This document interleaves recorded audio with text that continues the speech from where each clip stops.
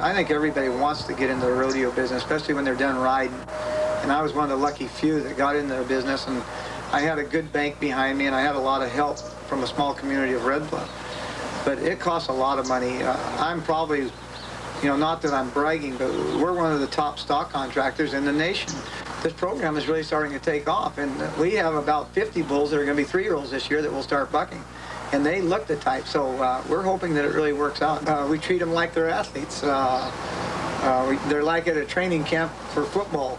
We don't let them around very many cows, though, because they go to fighting with each other when we have cows around. I guess it's like a bunch of cowboys or loggers or whatever, football players at a dance. It seems like the better the bucking bull, the more he wants to fight all the time. It's their temperament, and I think the power of their own mind. They know they're just a little bit better than the average bull in the herd.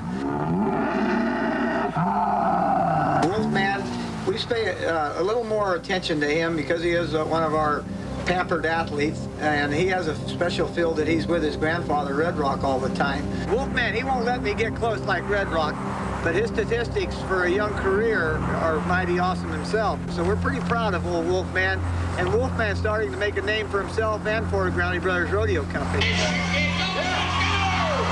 Now this bull, also a little smaller than most, he's a wiry little dude. He knows how to dish out all the power that he has inside, and this bull can jump way into the air. I mean, as they say, he can lick him come around the gate. Speed is what Wolfman has, and there's just not another bull like him. He loves being in them bucking shoes. He loves being a bucking bull, and when they start liking it like that, all they do is think about throwing that cowboy off. He knows what his job is, and he's going to do it 100%.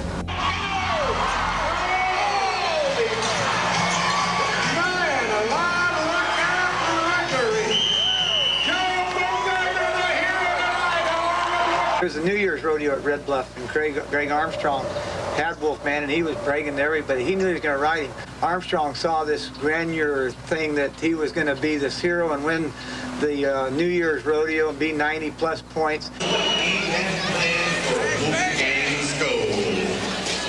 I know he's going to come out and turn back, spin on his ass. So when he comes out, you guys all give me a big scream and yell, and I'm going to spur him. Armstrong just knew that he was going to ride this bull. Up until now, Wolfman had always gone to the left, always gone to the left. And when Greg Armstrong got on him there, he was one of the top bull riders in the nation, and he was a heck of a hand, hell of a hand. And when I saw Wolfman go to the right out of the chute there, he caught Greg Armstrong off guard. He caught us all off guard. I knew that this bull had come into a different level right there. Watch this bull close. Wolfman not only throws the rider, but comes right after him. Look at the horns in this cowboy's back. He just gets twirled like a baton. Wolfman says a final goodbye by nearly kicking the rider's head off.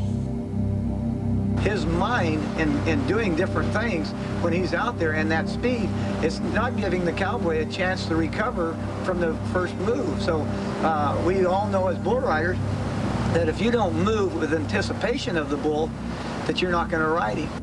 The way he's built, I think he's going to be throwing cowboys off for a long time.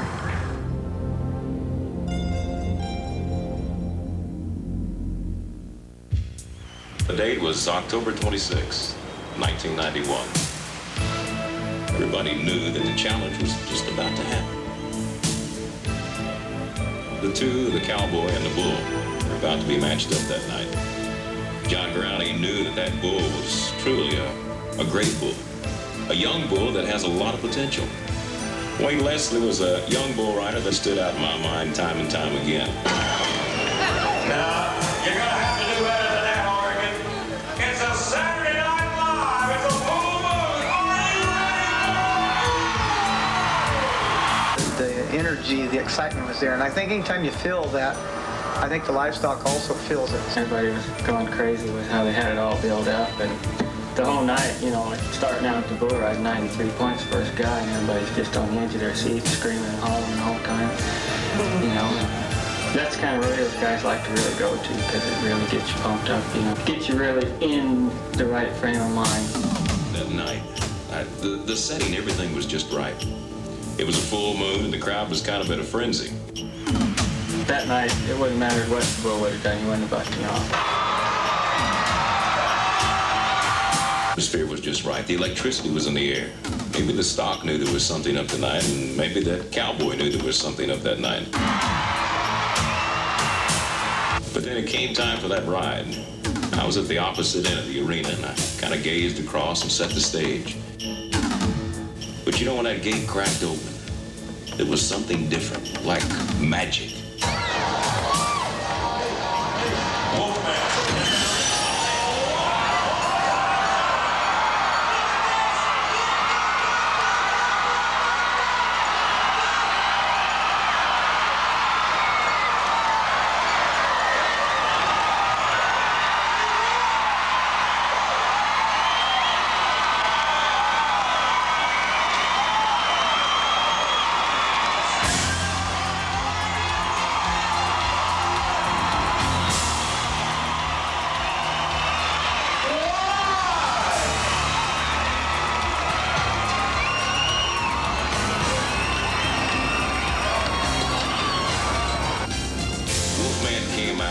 Weight on top. It was kind of like they were made for one another. Every time he hit the ground, he got just a little bit higher, and just a little bit higher, a little faster. Wade was off at a second, hit the ground, and he ran out to the arena. He knew that he had truly made a magnificent ride. I've probably been on over 1,000 head of bulls. The night that I rode Wolfman was the very first time I ever threw my hat in the arena like that. I just seemed to fit that night. I got off and I knew it was going to be, you know, really high score, and I figured, well, it just felt right to do it, you know. I rode over to the arena director, Chuck Morris, and asked him what the score was. He looked at me and said, 100. I kind of chuckled, and I thought, well, that'd be nice, but what was it? He just threw his hands up and said, go ask the judges yourself. So I rode over to one, and I asked him, I looked down and said, what kind of a score do you have? He said, 50 points. And I thought for a moment, then I rode across the arena to the other, and I said, what's your score? And he said, 50 points. I said, fellas, do you know what you've done? I looked at him and I said, you've given 50 points, and you also are giving 50 points. We've got a 100-point ride. Ladies and gentlemen, tonight you have just witnessed 100 points.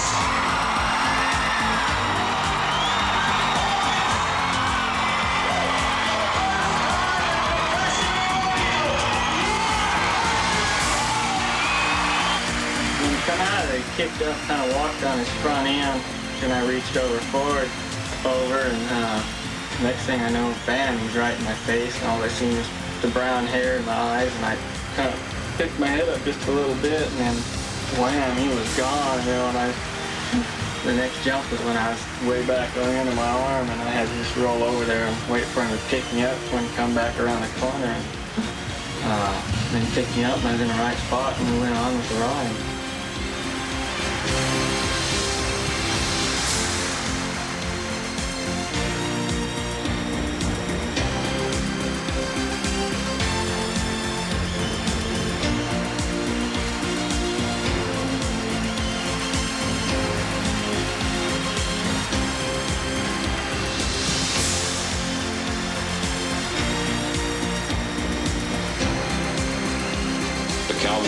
Strive to be the perfect contestant, to ride the perfect horse or the perfect bull.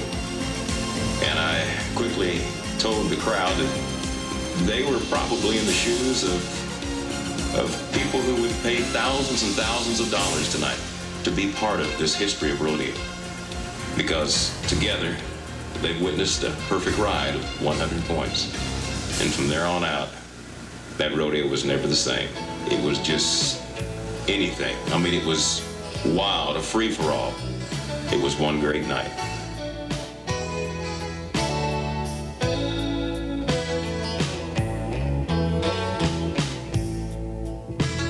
The hat that I'm wearing, salty and dusty, the one that my old man had worn.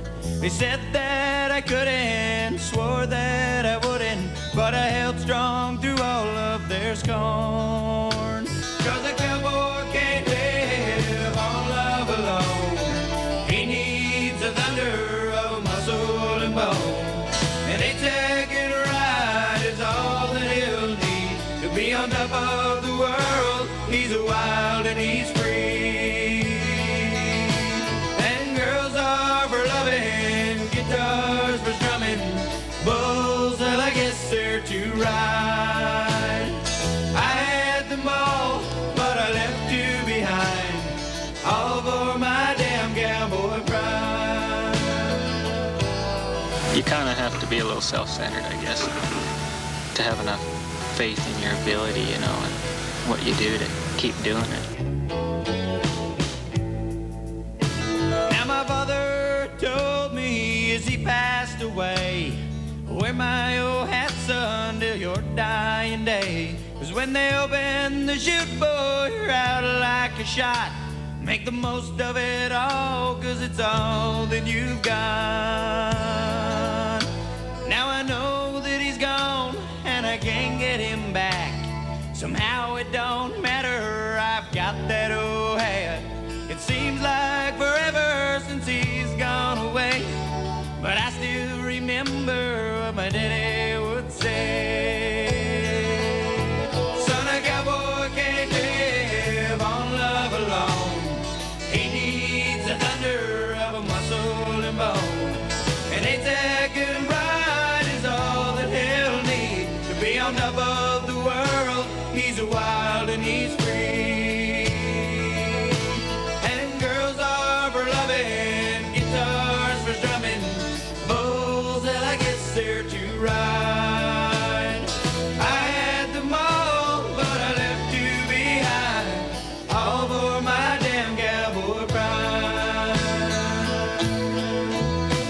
Yes, girls are for loving, guitars for strumming, bulls, well, I guess they're to ride. I had them all, but I left you behind, all for my damn cowboy pride. Just let me ride, me and my damn cowboy pride.